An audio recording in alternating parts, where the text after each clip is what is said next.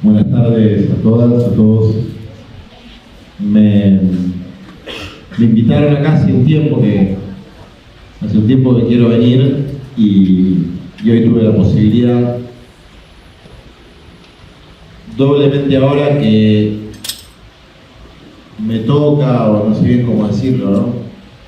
Estar en una posición institucional, cosa que nunca había hecho en mi vida. Siempre me milité por afuera de las estructuras institucionales y ahora soy diputado nacional, es decir, está Fernanda Miño, que también es diputada nacional, o sea, hay dos diputados nacionales.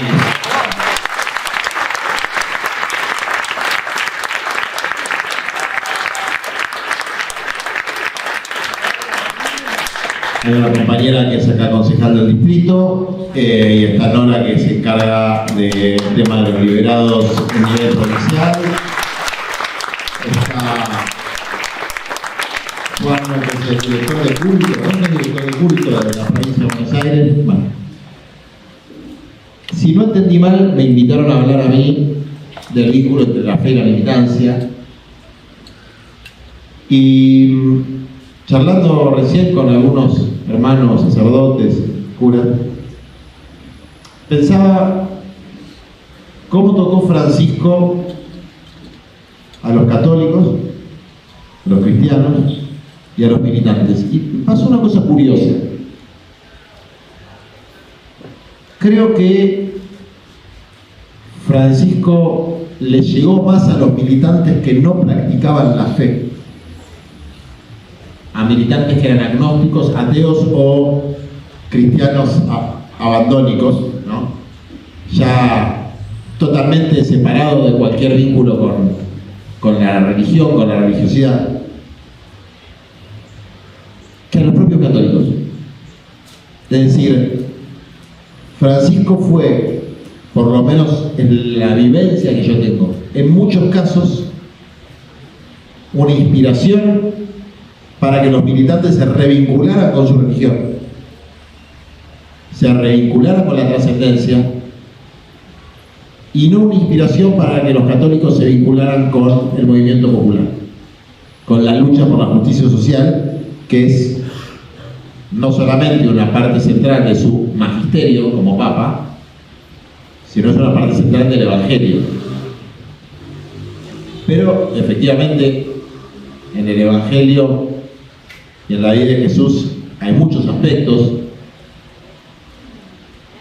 La centralidad de los pobres en el Evangelio es absolutamente evidente, pero cómo eso se traduce en nuestro tiempo, en la acción colectiva de una comunidad local, provincial o nacional, es una cuestión de lo que el Papa llamaría discernimiento.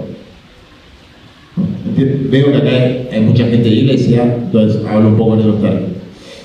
Yo no soy catequista, Fernanda sí. En nuestra fuerza, nuestro ecosistema militante hay católicos, cristianos y muchos que no tienen fe.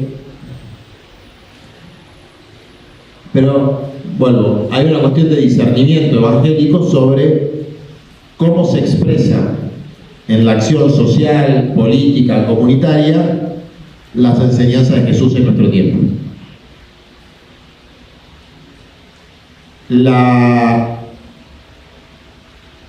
Y ahí veo esta cosa que tengo esta intuición hoy, no lo había pensado antes, que es mis compañeros y compañeras de militancia que jamás hubiesen ni pisado una parroquia, que les resultaba casi una cosa extravagante que yo fuera católico, que no terminaban de entender qué tenía que ver Bergoglio con lo que nosotros hacíamos cuando Bergoglio era arzobispo, que hasta les caía mal y lo toleraban porque les gustaban otras cosas que hacíamos. Esos compañeros de organizaciones sociales, de organizaciones políticas, se religaron con la fe o con algún sentido de trascendencia. Mientras los católicos de misa dominical no se religaron con lo social a partir del magisterio del Papa. ¿Por qué pasó esto? No lo tengo claro, pero sí tengo claro que Francisco nos deja un legado a los que tratamos de seguir sus enseñanzas. Y ese legado es de tratar de contagiar que parte de la tarea apostólica, que parte de la tarea misionera, que parte de la tarea cristiana, de la misión cristiana, es contribuir a la promoción de los pobres y excluidos desde la organización popular y desde la política. El Catecismo de la Iglesia Católica dice de mucho antes, creo que desde que lo compilaron en los 90, la doctrina social de la Iglesia dice que la política es una de las formas más altas de la caridad. Es decir, si sos caritativo, lo podés hacer de distintas maneras, y una de esas formas es la política, y es una de las más altas, porque es el desafío de buscar el bien común. Desde luego que la conducta de determinados políticos, sumada a la agresión que existe por parte del poder económico contra la militancia política y contra la militancia social, de cualquier tipo, es decir, cubrir de un manto de suciedad, mostrar como algo sucio la militancia política y social, contribuye a que el católico de parroquia, que no está ligado a una organización popular o a una participación política activa, diga: yo en esto no me meto. Me encanta el Papa Francisco, re lindo lo que dice, pero yo en esto no me meto. Porque ¿para qué te vas a meter en una cosa que encima de que tenés que ponerle tiempo, de que es muy ingrato, de que es muy sacrificado, encima te van a decir que sos un chorro, o que defendés a una chorra, o que le robás a los pobres, que es la cosa más terrible que le pueden decir a un militante? Pones toda tu vida, toda tu energía, todo tu amor, los girones de tu vida para defender un sector social postergado, y los verdugos de ese sector social te dicen que vos le estás robando a esa gente. Y hay un montón de personas que lo creen, incluso de tus propios compañeros o vecinos o de la gente con la que trabajás. Entonces, ¿para qué te vas a meter en esa? Por eso digo que los que ya venían con una práctica militante previa, encontraron en Francisco a alguien que gratuitamente,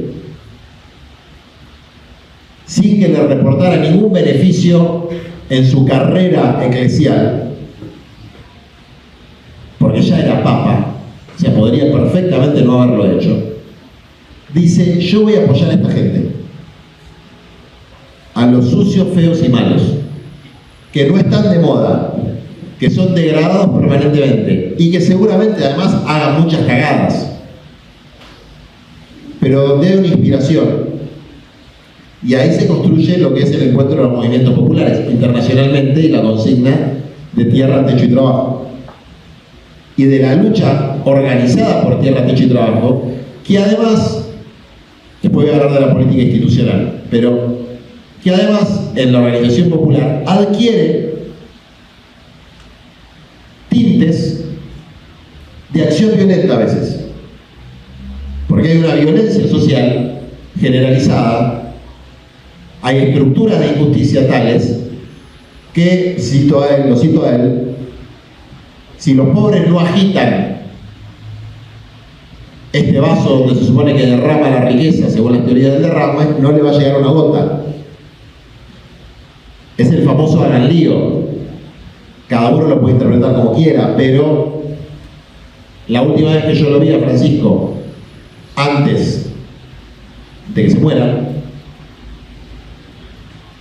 él reivindicó públicamente una acción específica que a nosotros y a mí particularmente nos costó 1 año o 2 años de escarnio permanente en los medios de comunicación, que fue la recuperación de los campos de los Echeverre, cuando yo era el abogado de Dolores Echeverre, y había un proyecto, ¿se acuerdan de eso? Bueno, que la usurpación, que esto, que lo otro, nunca hubo, todos fuimos absueltos de la causa de usurpación, etc. Pero, efectivamente, bueno, había que meterse en el campo. Y efectivamente, cuando nosotros reclamábamos, y a veces tenés que prender fuego una cubierta, porque si no prende fuego una cubierta, no te da pelota a nadie. ¿Qué hace el Papa apoyando a estos marginales que prenden fuego cubiertas?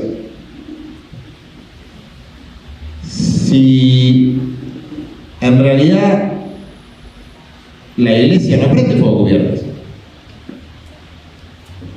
Bueno, ese apoyo a gente que fuimos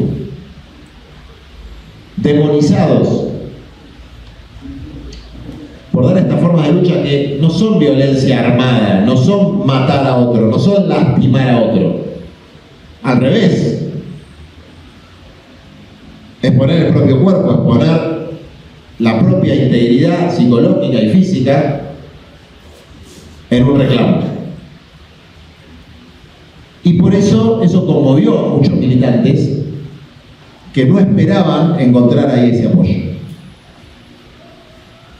Que no esperaban encontrar ese apoyo en el Papa. Por ahí sí en un cura de un barrio o en algún obispo perdido, pero no en el Papa. Y el Papa lo hizo. Y no solamente lo hizo, sino que lo escribió, lo publicó, lo convirtió en una exhortación apostólica, lo convirtió en una encíclica, es decir, lo convirtió en el magisterio social de la Iglesia obligatorio. Desde luego yo hablo desde mi interpretación personal, pero hay cosas que son muy claras. En toda la secuencia de documentos oficiales del Magisterio de Francisco hay una clara indicación de acompañar las luchas de los pobres por su propia dignidad. Y hay una clara indicación de que hasta que no se erradiquen las inequidades va a haber inevitablemente distintas formas de agresión y de violencia.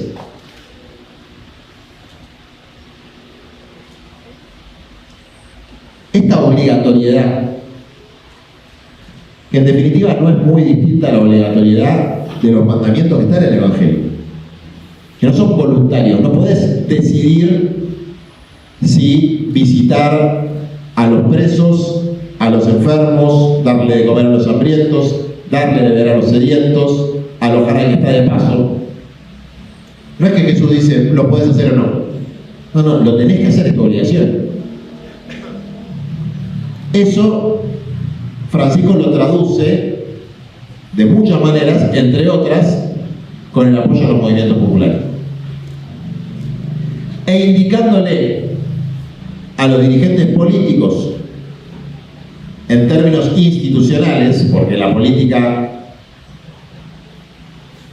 uno la puede interpretar como una actividad que se desarrolla en cualquier ámbito, en este ámbito en el que estamos hoy, en una organización social, en una parroquia, porque tiene que ver con la acción de la polis, de la ciudad, de los ciudadanos. Pero cuando hablamos de política en general nos referimos a los diputados, los senadores, los intendentes y el gobernador, así que no voy a ser muy sofisticado con este planteo.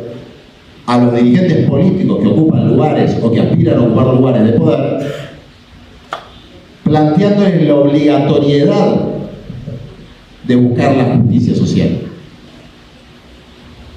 Prácticamente una contradicción, un planteo de que hay una incompatibilidad entre ser católico y no buscar la justicia social.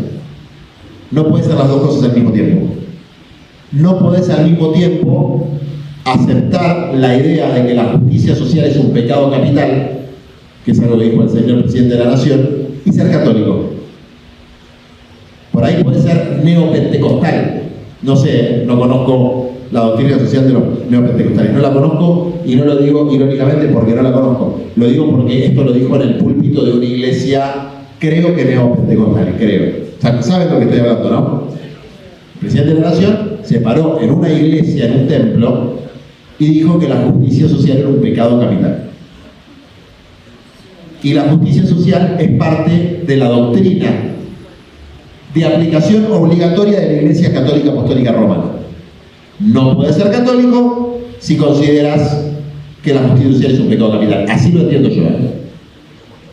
Después por ahí no te sale la justicia social. Sos un pecador, como todos. No la puedes practicar. No la puedes hacer bien. Pero negarla es incompatible. Negarla es incompatible con la catolicidad. Así lo entiendo yo. Entonces, la relación que existe entre nuestra fe y la acción colectiva en busca de la justicia social no solamente van de la mano, sino que es una obligación.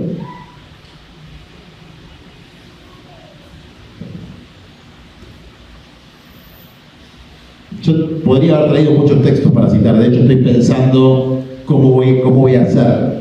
Puede ser que escribir un libro no tiene sentido, porque eso es para muy poca gente, no sé cómo voy a hacer, porque yo tengo que contar no solamente lo que estudié y lo que leí, que lo puede leer todo el mundo, sino lo que escuché y lo que vi de tantos años de estar con Francisco y con Bergoglio.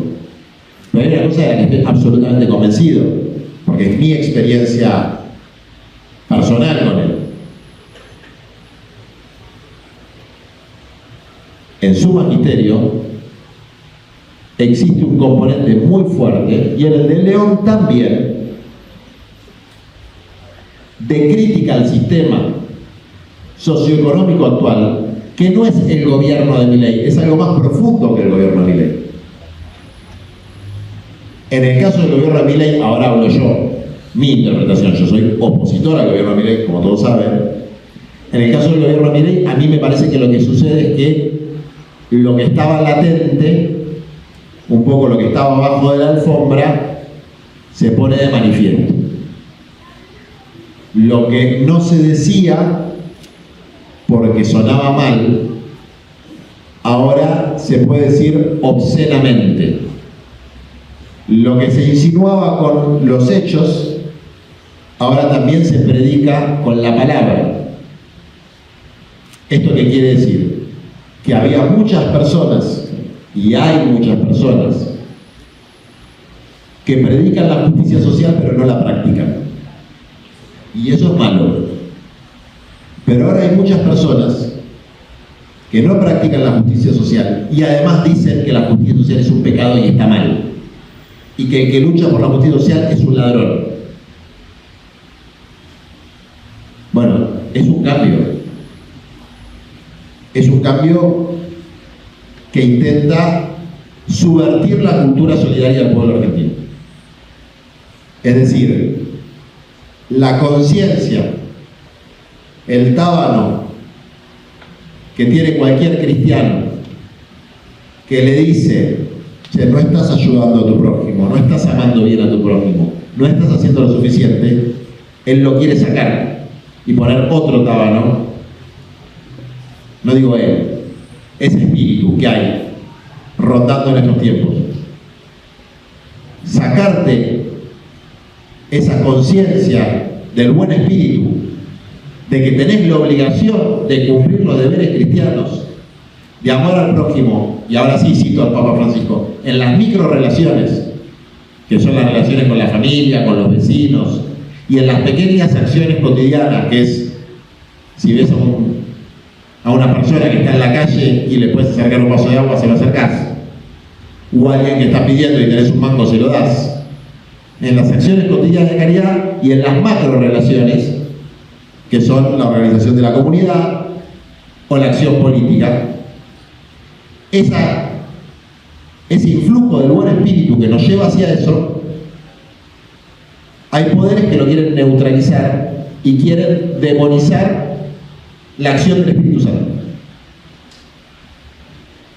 subvertir el buen espíritu y disfrazarlo de mal espíritu, mientras disfrazan el mal espíritu de ángel de luz, como dice claramente el Evangelio. Y eso es algo muy grave que está pasando. Y frente a eso se produce otro fenómeno, que es el fenómeno de las distintas formas de cobardía que infectan en Evangelii Gaudium. El Papa Francisco habla de los agentes pastorales, si lo hablamos en términos de iglesia. Ahora sí les voy a leer algunas cositas de eso. Pero si lo pensamos en términos de no eclesiales, porque esto pasa a los no católicos también, esto le pasa a los militantes populares, que afectan a los militantes. A los agentes pastorales, fíjense qué loco que es todo. La palabra militante es una palabra de origen eclesial también. En realidad es una palabra de origen militar, pero se usaba mucho en la participación de la acción católica, etcétera, etcétera. Y ahora aparece una palabra que es patrimonio de un peronista o un zurdo. Eso es un militante, un peronista o un zurdo.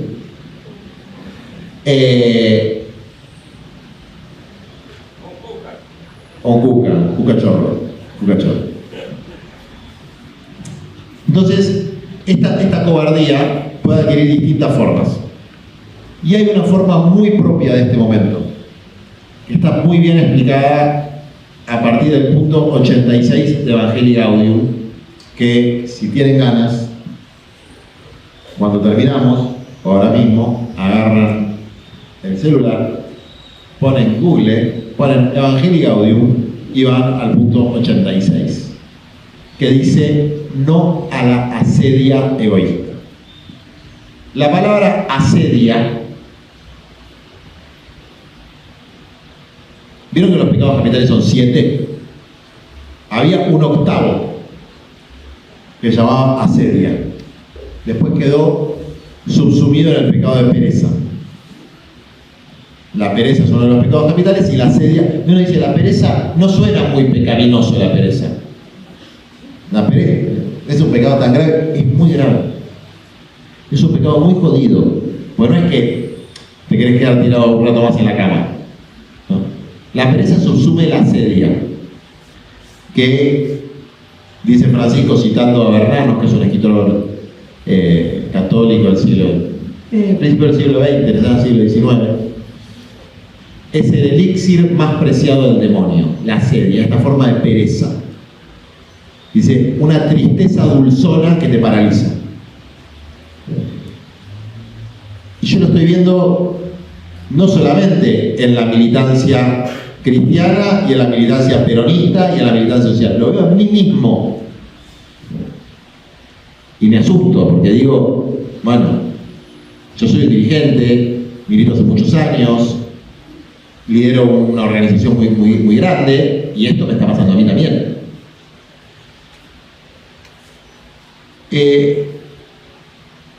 Dice en el Evangelio, dice, una de las tentaciones más serias que ahogan el fervor y la audacia es la conciencia de derrota que nos convierte en pesimistas quejosos y desencantados con cara de vinagre. Pesimistas quejosos y desencantados con cara de vinagre. Todos nos estamos quejando todo el tiempo. En política, que Axel hizo tal cosa, que Cristina hizo tal cosa, que la Cámpora hizo tal cosa, que Grabois hizo tal cosa, que el intendente hizo tal cosa. Todo lloriqueo. Ni que hablar del lloriqueo de lo que hacen, lo hablo ahora como opositor al gobierno, nuestros adversarios. Lloriqueo, quejoso, derrotista. Sigue.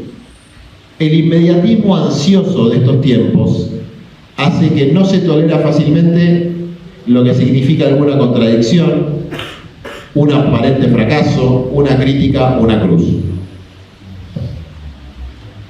Para los que son militantes políticos o que simpatizan con el peronismo, El 7 de septiembre se ganó una elección en la provincia de Buenos Aires. ¡Fua!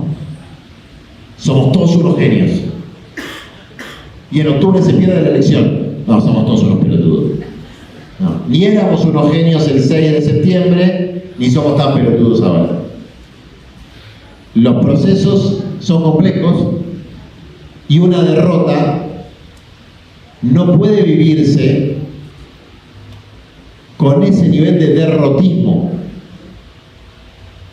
Decía un revolucionario latinoamericano, no se pasa la vida uno festejando victorias, sino sobreponiéndose de las derrotas, levantándose de las derrotas.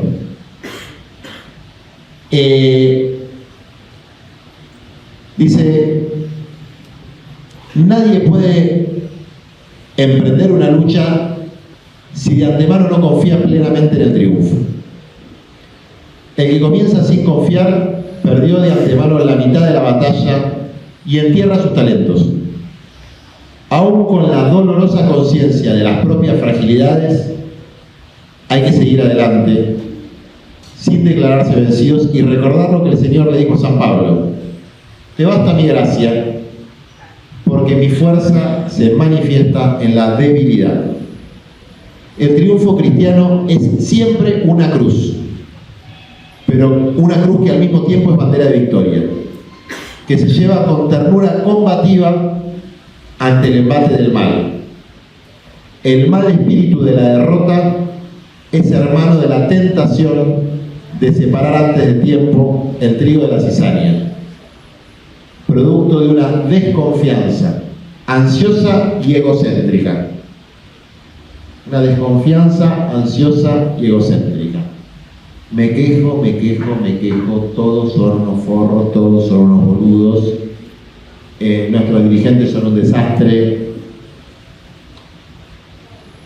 Yo soy el primero en quejarme, me la paso quejándome. Voy a leer otra parte, porque esto tiene que ver también con algo que nos pasa en los contextos de derrota o de reflujo, o donde nuestras convicciones no están de moda. Dice, el problema no es siempre el exceso de actividades. Estamos todos cansados, es diciembre, estamos todos cansados. Los que tenemos una tarea en la parroquia o en la organización social o en una fuerza política o en el Estado, estamos cansados. Tenemos muchas actividades. Además, algunos tenemos hijos, perros, gatos. Recién nos quiso enchufar, Paco nos quiso enchufar los gatos. Paco nos quiso enchufar. ¿Enganchaste alguno para los gatos? Bueno, se regala un gato siamés. Pásese por la sacristía. Bueno, así que en el exceso de actividades ahora se va a sumar la cría del gato de Paco. Dice, el problema no es siempre el exceso de actividades, sino sobre todo las actividades mal vividas, sin las motivaciones adecuadas, sin una espiritualidad que impregne la acción y la haga deseable. Tenés que desear hacer lo que haces. Y a mí me pasa, y le debe pasar a alguno, no sé, por ahí me pasa a mí solo, que a veces lo que deseo es dejar de hacer lo que hago. O sea, deseo, no sé, ¿me puedo lastimar el pie e internarme una semana? Algo así, porque vas perdiendo el fervor y el deseo de hacer lo que haces. Y lo haces un poco medio por culpa, por obligación. Bueno, de ahí que las tareas cansan más de lo razonable y a veces enferman. No se trata de un cansancio feliz, sino tenso, pesado, insatisfecho, en definitiva, no aceptado. Esta asedia, esta pereza, ¿no?, pastoral, dice, pero se aplica para todos, puede tener diversos orígenes. Esto está buenísimo. Cada uno busque el que le toca.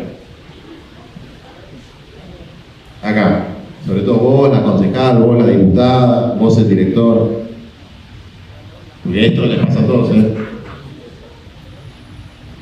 Algunos caen en ella por sostener proyectos irrealizables y no vivir con ganas lo que buenamente podríamos hacer. Proyectos irrealizables y no vivir con ganas lo que buenamente podríamos hacer. ¿Qué podemos hacer? Y podemos hacer esto.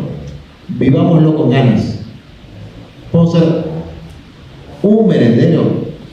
Vivámoslo con ganas. No vamos a poder resolver todo lo que quisiéramos resolver ni hoy, ni mañana, ni en un año. Menos en este momento. ¿Te toca ser diputado, flaco? Nadie te puso una pistola en la cabeza para que vayas a la Cámara de Diputados. Hacelo con ganas. Bueno, voy a tratar. Otros, por no aceptar los costos, la costosa evolución, otros por no aceptar la costosa evolución de los procesos y querer que todo caiga al cielo. Y va a ser difícil. No va a ser fácil. Va a ser muy difícil lograr que se concrete los objetivos más básicos que podemos tener en nuestra tarea. Que los pibes que van al apoyo escolar terminen el primario. Y es un proceso. Por ahí, de 5, logramos que termine 1.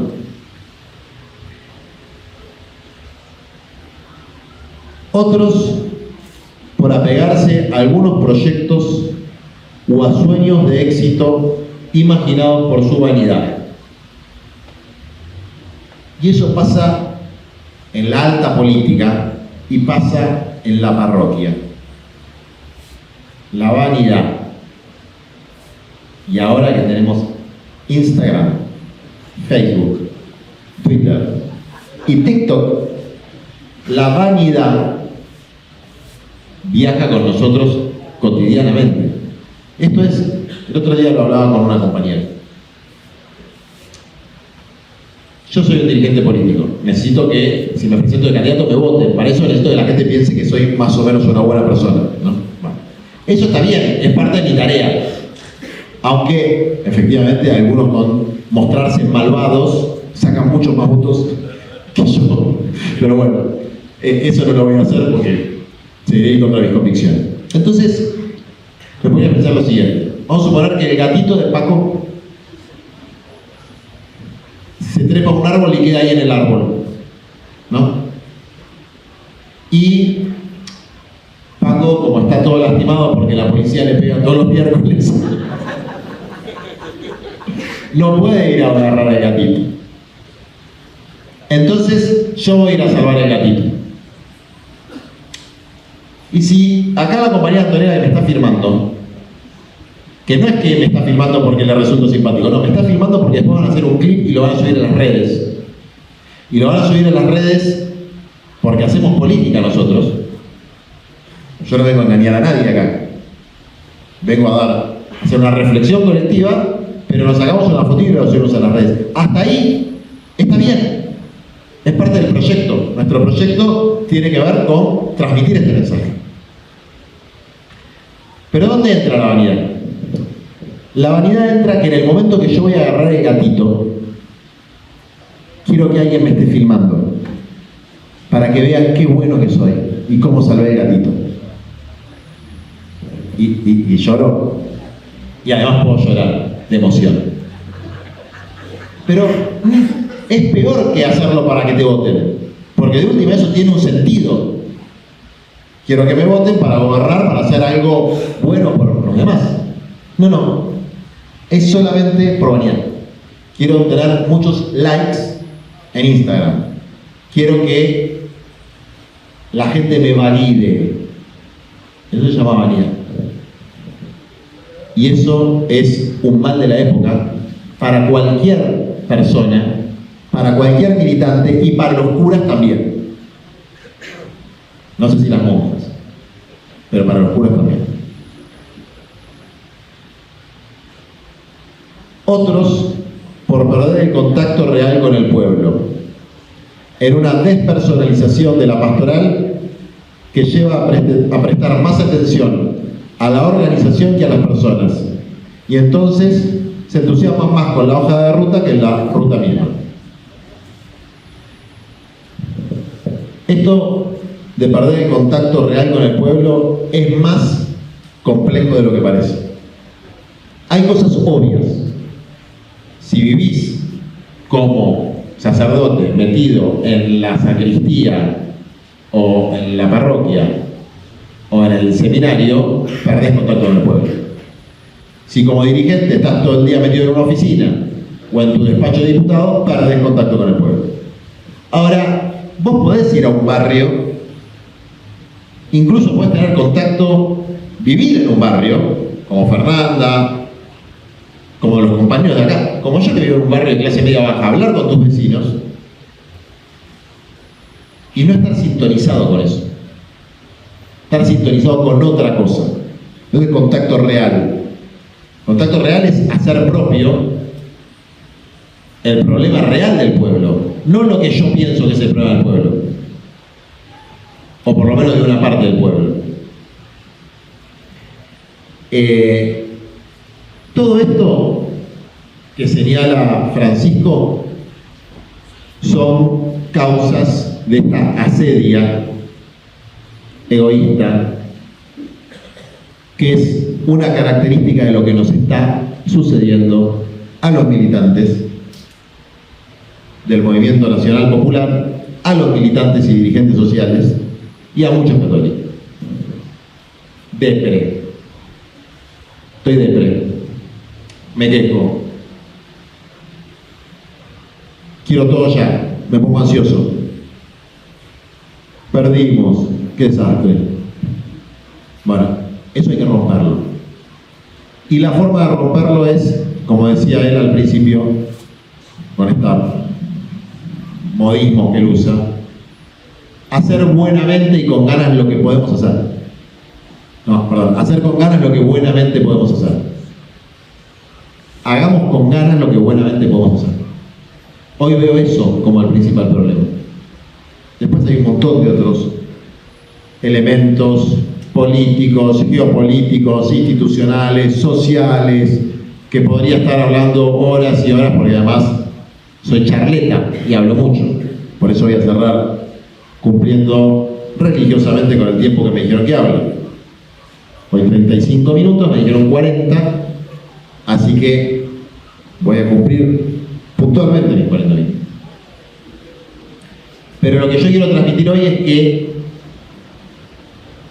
hay que combatir esa asedia, hay que combatir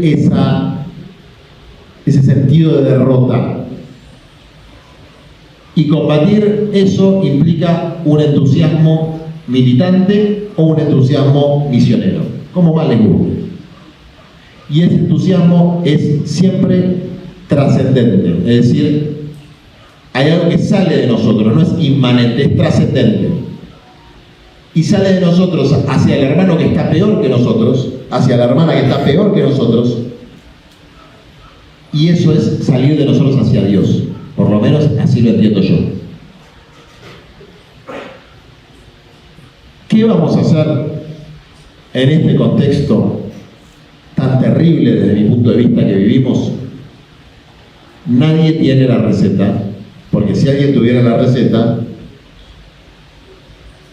sería mucho más fácil. Nadie tiene la receta. Yo hablo con todos los compañeros, con Axel, con Cristina. Cristina, la última vez que hablé, me dijo algo que me quedó mucho, una frase de Perón. Decía, a veces hay que desencillar hasta que aclare. No importa si les cae bien Cristina o no les cae bien, Yo no milito con gente que le cae bien Cristina o le cae bien Axel, o milito con cualquiera que quiera luchar por la justicia social. Pero la frase es buena y aplica el contexto. Ahora hay una bruma que no nos deja ver un camino. Entonces nos vamos a andar con el caballito como si tuviéramos claro el camino. Hay que desencillar, lo cual no quiere decir paralizarse y no hacer nada. Pero cuando no ves con claridad el rumbo y empezás a desesperarte porque no sabes para dónde ir, no vas a encontrar el camino por desesperarte. Desencillá, bajá, andá lo chiquito, hacé con ganas lo que buenamente puede ser, que en algún momento esta bruma se va a correr, va a aclarar. Y cuando aclare vamos a tener la fuerza para ensillar nuevamente y para galopar hacia el rumbo correcto, que hoy no lo sabemos. Bueno, eso, ahí termino con mis 40 minutos. Muchas gracias, abrimos las preguntas.